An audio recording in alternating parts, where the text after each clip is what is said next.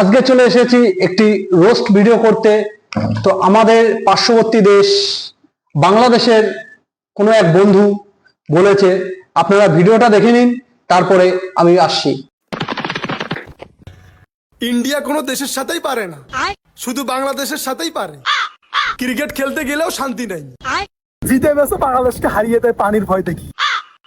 হিজলে দে না রে।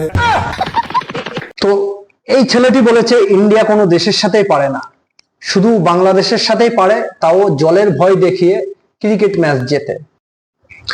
তো তোকে বলি, তুই ভালো করে কথাটা শোন, মন দিয়ে শোন।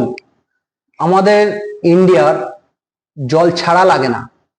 আমাদের ওয়েস্ট বেঙ্গল মানে পশ্চিম বাংলায় যত ছোট ছোট বাচ্চা, বুঝেছিস, ছোট ছোট বাচ্চা 6 মাস থেকে 1 বছরের যারা বাচ্চা আছে, তাদেরকে যদি ওই বর্ডারের তার কাটার পাশে দাঁড় করিয়ে হিসু করে দেয় না, হিসু হিসু হিসু বুঝতে পেরেছিস, হিসু করে দেয় না, তাহলে তোদের দেশ ভেসে যাবে একদম।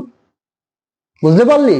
তোদের দেশ তাহলে ভেসে যাবে। ভারতবর্ষকে তোরা হিজড়ে বলছিস, সেই ভারতবর্ষের জন্য আজকে তোরা স্বাধীনতা পেয়েছিস। আমাদের ভারতবর্ষ যদি তোদেরকে 71-এর সময়, যুদ্ধের সময় সাহায্য না করতো, তাহলে তোরা ওই পাকিস্তানের, ঠিক আছে, পাকিস্তানের যমজ বাচ্চা হয়ে থেকে যেতিস। বুঝতে পেরেছিস? পাকিস্তানের লাথিমারা সন্তান হয়ে থেকে যেতিস। তোদের দেশের প্রধানমন্ত্রী, এখন যে বর্তমানে প্রধানমন্ত্রী ডক্টর কি ইউনিস, এসেছিল আমাদের দেশে, হাত জোর করে আমাদেরকে ভিক্ষা দিন, ভিক্ষা চেতে এসেছিল। বুঝেছিস? ভিক্ষা চেতে এসেছিল। তোদের মতন অনেক দেশকে আমরা ভিক্ষা দিয়ে থাকি।